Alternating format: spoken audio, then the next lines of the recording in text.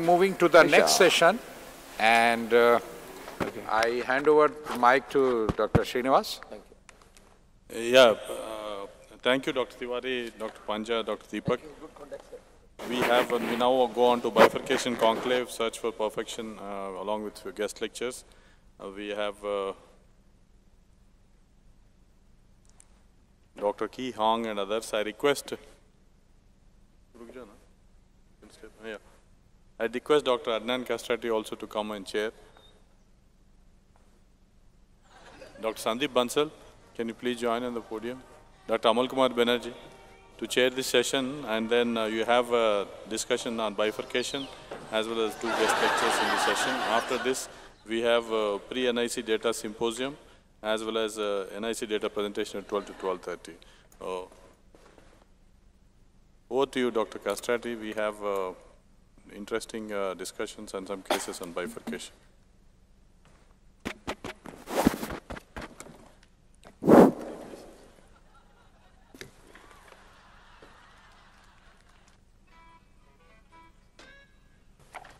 Next. Yeah. Okay.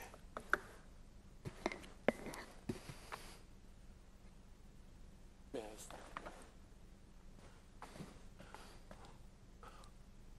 Okay. This is the title of my presentation, Role of Imaging in Improving Outcome of a Bifurcation PCI. Down.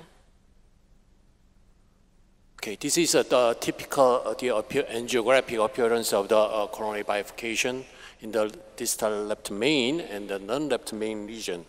As you know, the bifurcation region consists of the proximal main vessel, bifurcation core, distal main vessel, and side branch.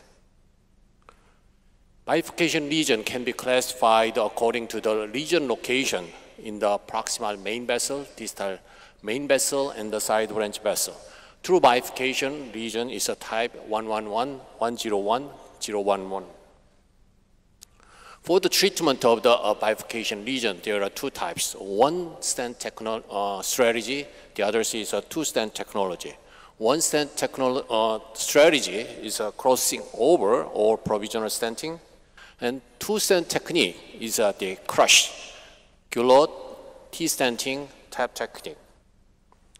This is the treatment strategy for the distal main bifurcation. There are several types, different types of the stenting technique are used for left main bifurcation. This is one example of the expert opinion according to the angiographic indication and appearance. Actually, the data for the use of the current DS in a left main bifurcation region is not sufficient. So we evaluate the long-term clinical outcome of treatment of the distal main bifurcation using a current generation DS with a large number of study population. In this study, number of study population 1,353 patients. Among those patients, the early generation DS was applied is 889 patients, and the current generation DS was used 464 patients. The 1-stent strategy was used in the 966 patients, and the 2-stent strategy was applied in the 387 patients. The early generation DS is a Cyper and Texas and the Endeavor Sprint, and the current generation DS is the Zions and the Resolute and the Novoristan. The primary outcome of this study was a MACE, composite of cardiovascular death and the myocardial infarction, stent thrombosis, and target lesion revascularization within 3 years after the treatment. In an entire population, the clinical outcome is definitely better in the 1-stent strategy than the 2-stent strategy. In a subgroup, in the earliest generation DS, the clinical outcome is definitely better in the 1-stent strategy than the 2-stent strategy. What about the current generation DS? Numerically, clinical outcome is better in the one-stent strategy than the two-stent strategy. However, this value does not achieve statistical significance. The conclusion of this study was PCI with a current generation DS for the main bifurcation region has the acceptable procedural and satisfactory long-term clinical outcome. One-stent strategy shows a better clinical outcome compared to the two-stent strategy for early and the current generation DS. Therefore, one-stent strategy is considered the first for the treatment of the left main bifurcation region. In the multivariate analysis of this study, we found that the use of the IVUS is a protective role for the reduction of the cardiac death or MI in the current generation DS. In the past, we report that the impact of the IVUS guidance on a 3 years clinical outcome for the non-left main bifurcation region. In this study, actually, number of study population is 487. The propensity matched pair, the incidence of the death or MI significantly lower in the IVUS-guided group compared to the angio-guided group. What about the left main? This is data from the main compare registry, which was done in the Ascent Medical Center.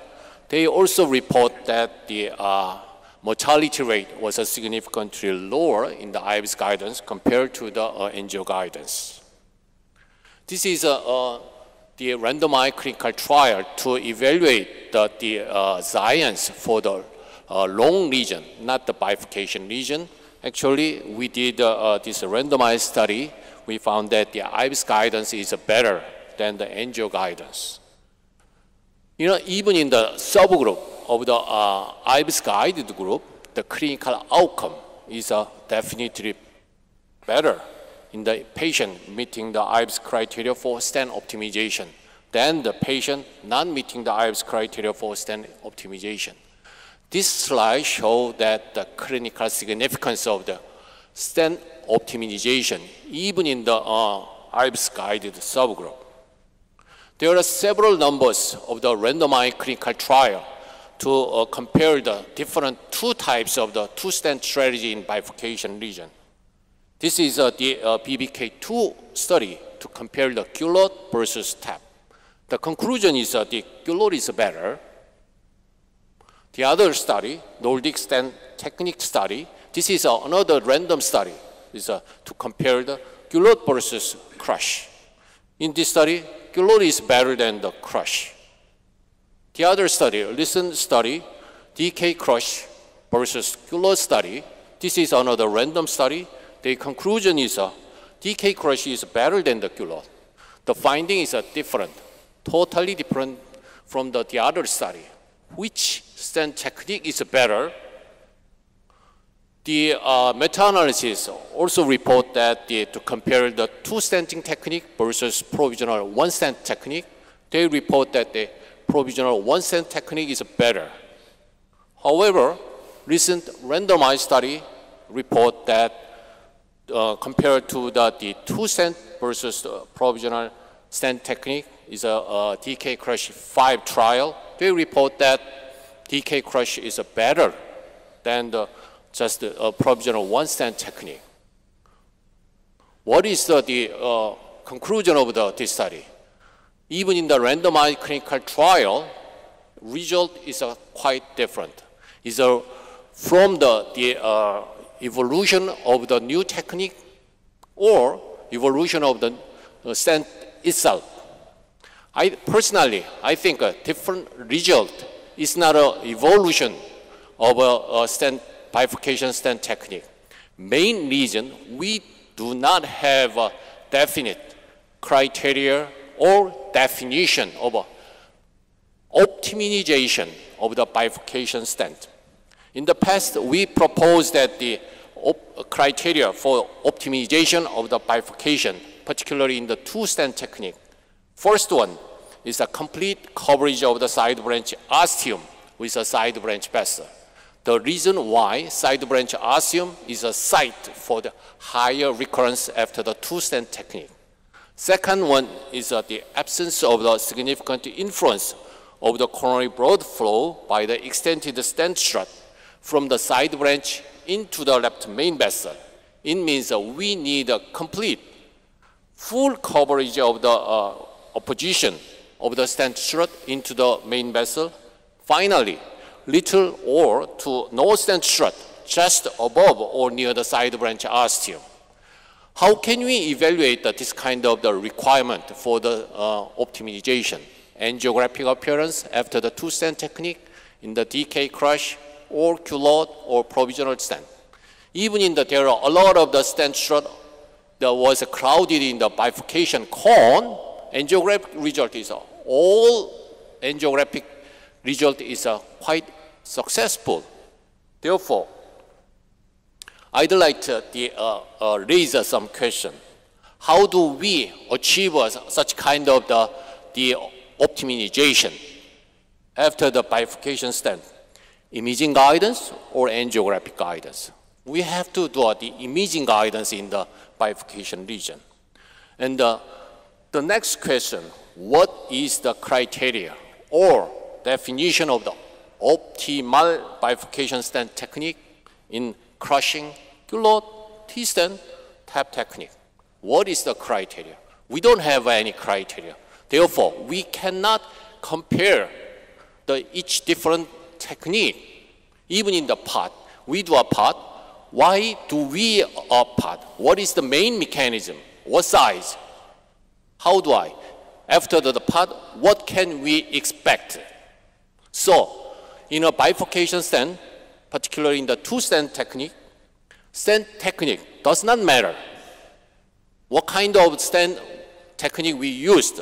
Real matter is optimal versus suboptimal result, regardless of the stent technique. Ladies and gentlemen, I'd like to conclude that imaging guidance during the PCI is highly, highly recommended in patients with a bifurcation lesion, and we try to achieve a stent optimization, particularly bifurcation lesion. Thank you.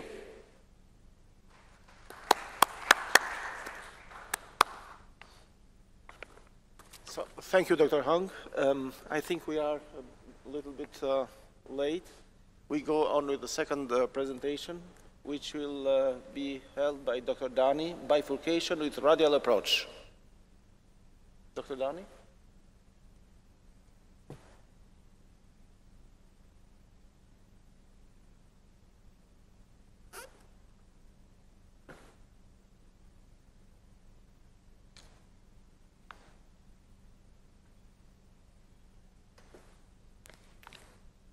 Good morning, chairpersons and audience, ladies and gentlemen.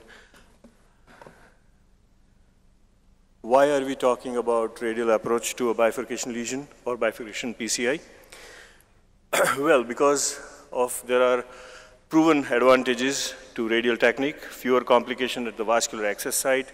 It allows more rapid ambulation to the patient, offers greater post-procedural comfort. It's cost-effective as well because you can discharge the patient earlier.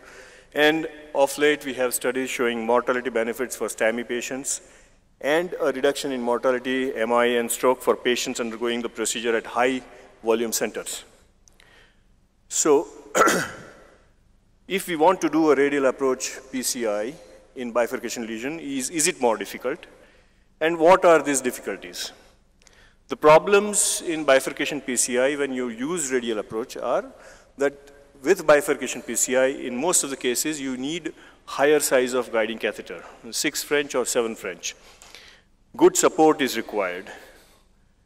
There is a perception and, in fact, to some extent, some proof that there is higher radiation dosage to the patient and the operator in radial PCIs, and there is higher contrast usage.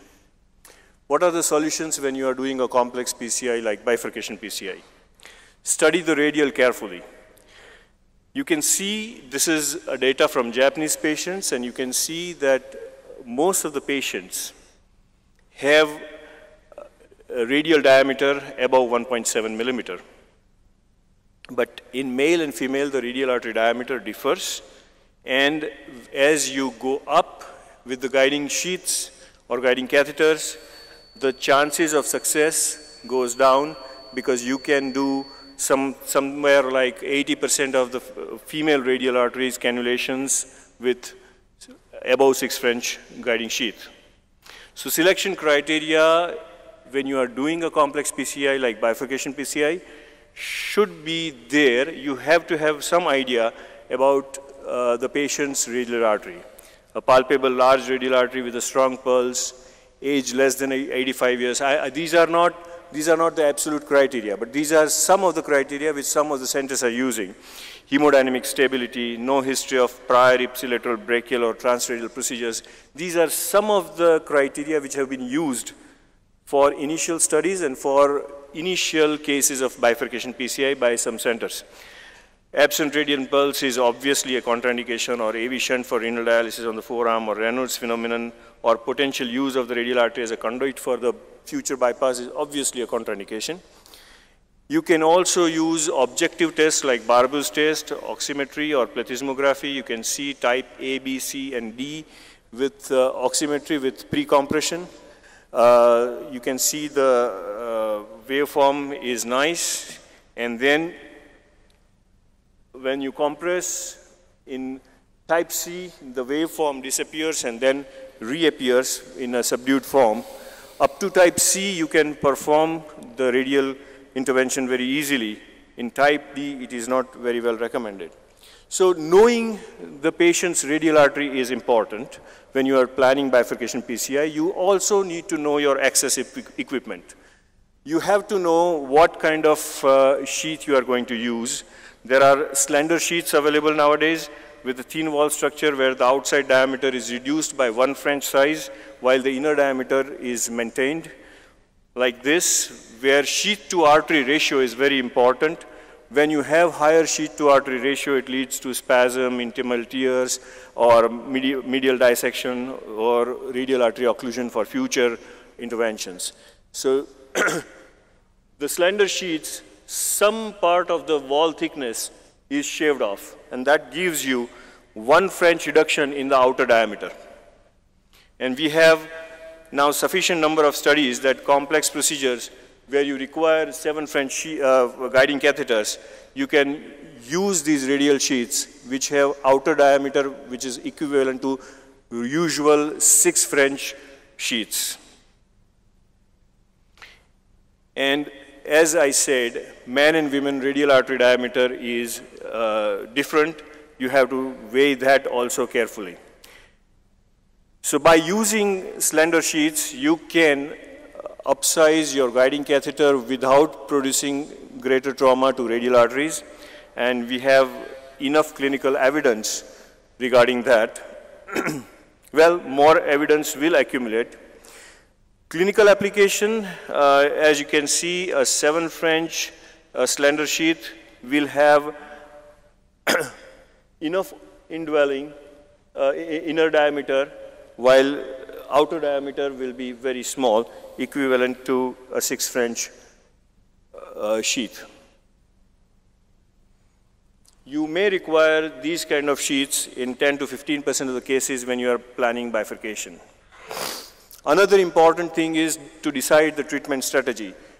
You have to apply all your bifurcation knowledge beforehand and determine what kind of treatment you are going to offer or what kind of PCI you are going to offer the patient, whether it's a true bifurcation, non-true bifurcation, what is the size of side branch, what is the extent and distribution of disease in the side branch, how important is that side branch for the patient and for that specific anatomy, what is the angle of from the main branch, which strategy you are going to follow. You are going to follow provisional strategy or definitely one stand strategy. Are you anticipating that this bifurcation will be troublesome? Are you going to pre-dilate the side branch? Are you going to debulk? Are you going to use kissing balloon? Are you going to use 2 stents? Are you going to use drug-coated balloon? Are you going to use IVUS or not? Because that will determine your guiding sheath size, that will determine your guiding catheter size, how many wires and balloons you are going to use and how many stents you are going to use. That will also depend upon what kind of device you are using. And you have to know that the guiding catheter which you are taking will accommodate how many balloons at a time, or whether it will accommodate 2 stents at a time or not. Usually, if you plan to do a kissing stent or 2 stents simultaneously, you need 7 French or above. There is another alternative when you want to do radial PCI for bifurcation lesions, and that is sheathless guide catheters are available now. 7.5 French sheathless catheter has a smaller outer diameter than a 6 French sheath introducer. So again, that works as a big advantage when you are planning to use 2 stent strategy or kissing stent strategy, or 2 large vessels are to be treated. I mentioned about radiation. What about radiation? Observational studies so far have revealed a 25 to 50% increase in a variety of indirect measures of radiation exposure to the patient and to the operator. These studies have also shown that inexperienced radial operators are exposed to 40 to 50% more radiation than their counterparts who are experienced. So a difference which decreases rapidly with increasing experience. So you have to get more and more experience. There is no alternative to that. And the same thing applies to contrast volume. What about the literature? Well, transradial versus transfemoral bifurcation PCI literature is not very big, but still there is some data. There are obvious advantages, as I mentioned, and there are obvious disadvantages like learning curve and technical challenges and guiding catheter size limitation. If you talk about non-left main bifurcation in the literature, Kobe's registry from Korea, a large multicenter series, there were no significant differences between 2 groups, whether transradial or transfemoral, for procedural success in both the main vessel and side branches. Over a mean follow-up of 22 months, MACE rate did not significantly differ between the 2 groups. But of course, the excess side bleeding was less in the radial group, transradial group. And at the same time, transfemoral group in this registry had little higher complexity of the lesions. Left main bifurcations, there are 2 major multicenter registries, LABOR, left main bifurcation Oxford Rome study, a collaborative study, series of more than 450 patients, and where 53% were treated via transradial approach. Procedural success was similar between transradial and transfemoral, with transfemoral experiencing more excess site complications, but they were mostly minor. No differences in ischemic outcomes was noted up to 1 year of follow-up. And another sub-study from Kobe's 2 included 853 non-shock patients with left main bifurcation lesions in South Korea. Left main TRI was performed in 25% of these. So mind you, operators themselves chose transradial in 1 out of 4. So some of the complex lesions were left out for transfemoral approach. But by and large, there were no significant differences between 2 access sites in terms of procedural success, and bleeding occurred less frequently in transradial group, obviously, expectedly. Over a median follow-up of 35 months, almost 3 years, MACE rate did not significantly differ between the 2 groups. Overall, these studies confirm that PCI of the left main bifurcation is feasible in selected cases with long-term clinical results which are similar to those achievable by the transfemoral approach. There is no randomized study available, and patients with hemodynamic instability or with foreseeably challenging left main anatomy were still preferentially treated transfemorally, even in these dedicated high-volume radial centers. So to conclude, I think today one can safely say that transradial approach is feasible for nearly all bifurcation and left main stentings. 6 French is sufficient for most cases. 6.5 French or 7.5 French sheathless guiding catheters or 7 French slender sheaths can frequently be used.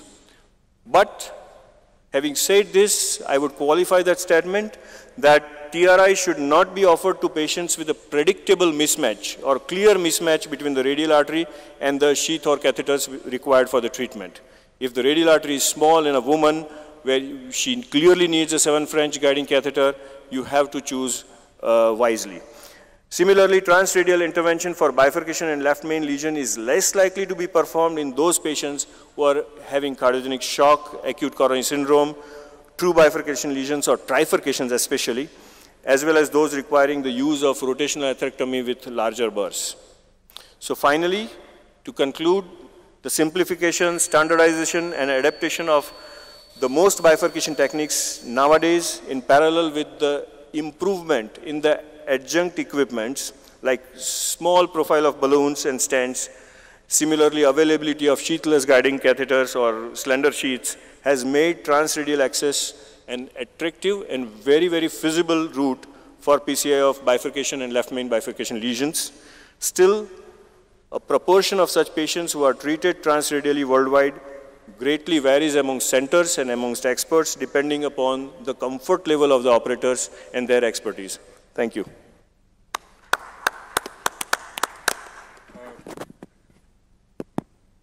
Dr. Sameer, in your experience in Indian patients, have you been able to use a 7 French sheath?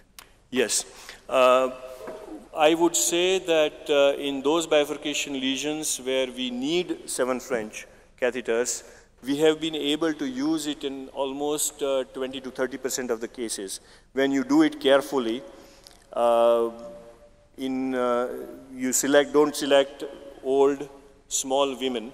And when you use these slender sheets, which we have used only in a few cases, then surprisingly you can put in 7 French catheters very easily. So we use longer sheets, we use slender sheets now. When we need 7 French guiding catheter, it works beautifully in many cases. You will be surprised when you think that 7 French is not possible, but when you try introducing them, you will be surprised in so many patients you can do it. By longer, you'd mean a 27 centimeter sheath or even longer than that? I'm sorry? By longer sheath, you mean a 27 centimeter sheath or even longer than that? By longer sheaths, I mean that you cover almost up to elbow so that the guiding catheter passage through a smaller artery is easier. Yeah, Dr. Dani, for left main interventions, how often are you obliged to switch between the radial and femoral artery? And if you decide to switch, do it immediately or postpone the intervention? I'm sorry, I'm not able to hear the question very well. The first question was, how often are you obliged to switch between radial and femoral in patients with left main interventions? Yes. And if you decide to switch, do it immediately or postpone the intervention? Okay. I have, so far, in left main intervention, planned left main intervention, we have never had to switch between radial and femoral. When the left main is very large, with LAD and circumflex both being 3.5 millimeter, we preferentially go for transfemoral. Because then you are very sure that you need 7 French or sometimes 8 French to have 2 3.5 millimeter balloons, and that is not possible with 6 French surely. So in planned left main, we have never had to do that because there we are very careful. In emergencies, in acute MI, it has happened to me a couple of times, in fact, that you do the transradial PCI, acute MI angiography, you find a left main lesion, and then you switch to transfemoral. Obviously, in such cases, we have to do it immediately. You can't stage it. Thank you, Dr. Sameer. Thank you. We'll call upon the next speaker, Dr. Florin Kusli. He'll be talking to us about bifurcation lesions in hemodynamically unstable patient, particularly in primary PCI setting. Thank you very much, dear Chairman, for the possibility to speak here. I'm from the beautiful city of Lucerne. This is, I think, as you all know, it's a privilege to treat patients, and especially those who are very sick. This was a patient, actually this patient here, who came with acute left main occlusion. So very often this unstable patient, you don't really have a choice how the lesion is or what it should look like, but you have to treat him. So this was a patient with a left main occlusion. Back then we only had Impella 2.5. Patient was in severe cardiogenic shock. He was resuscitated several times before. Blood pressure was on arrival about 60. So we put him on Impella. This was not enough. We put him on additionally on a balloon pump. And as you can see, he lost pulsatility for 3 days, and then he was able to recover. And actually, this is the patient. 4 years later, he's still alive and doing very well. So very often, I think in these unstable patients, you don't really have the choice. You have to treat the patient, and you have to achieve somehow flow in most possible branches you can. What is important, and I think this is really a crucial point, and I know financial issues are a big problem, but we know that mortality in the recently published culprit shock trial is still very high in shock patients with acute MI. And as you can also see, importantly, use of hemodynamic support is also very low. And I think this is related to each other. I think these patients die more because we don't use adequate hemodynamic support. And why is that? It's actually very clear. If you have a low cardiac output, then you have a low blood pressure, then you have vasoconstriction, you have tachycardia, you have low coronary perfusion, and then of course you have more ischemia, worsening myocardial dysfunction, and more cardiogenic shock. And we need something to reverse this process, and I think that's probably something we need. We need some form of a pump. Here I have put the Impella in the center, but it can be an ECMO. But I think patients who are in severe cardiogenic shock, in those patients we first need to treat the shock, and then we need to treat the vessels. This was a patient, 55 years old, with a non-STEMI. He arrived with a very low blood pressure, but then needed also catecholamines at the beginning, but then stabilized with some medical therapy. And if a patient has stabilized and he's fine for the moment, and he has a left main bifurcation lesion like here, I think in these patients, if they are stable, we don't need hemodynamic support. We need to treat this artery, in this case the left main, in a very smooth and slick way and as quick as possible. So in this patient, the LV ejection fraction was 40, his LVDP was 25, so I decided to keep it simple, don't put a pump in this patient, just stented, pre-dilated with a 3.5 NC balloon, put a 4.028 drug-eluting stent, left main to LAD. The result was good post-stent implantation, and then I did pot and kissing, and the final result was good. So this was the easy patient who initially looked much worse, but then actually turned out to be quite a good patient who can be treated easily. I will show you now a different patient, probably one of the sickest patients I've ever been treating and who survived. This was an 82-year-old lady with an acute posterior MI, and this lady requested therapy. She said, "I don't want to die." And that's why she was transferred from another hospital to our hospital for the treatment of infarction. Her blood pressure on arrival was less than 80, and she was on massive inotropic support. But she could still think clearly and speak clearly, and she said, "I don't want to die, you have to treat me." This was the coronary angiogram of this lady. If you expect a big right, I can disappoint you. So how can I treat this patient? For that moment, I was shocked. I said, okay, well, let's see what we can do. And I think before I decide here on the strategy and think, how should I tackle the LAD, diagonal bifurcation, how should I tackle the trifurcation, first I have to stabilize this patient. And in this patient, I think it's really important, first treat the shock, then treat the artery. And of course, again, keep it simple. However, the anatomy here was so complex, you can't keep this very simple. And in my opinion, I would consider finishing the procedure at a later point in time. So in this patient, I said, okay, let me just first put an Impella in. After I put the Impella in, she stabilized quite rapidly. And then I opened the circumflex, because this was the culprit artery, and I stented the circumflex up to the left main. Then the patient was still not very stable, and back then, this was before the culprit shock trial, I said, okay, let me try to cross the LAD. So I crossed the LAD. It was a chronic total occlusion, but it crossed very easily. And then I was having the LAD diagonal bifurcation and the trifurcation in the left main. So then I decided to leave the diagonal alone because I cannot do everything. And then basically do a kind of mini crush with intermediate branch and the LAD to left main, and then do the kissing, so both sides kissing, and this was the final result.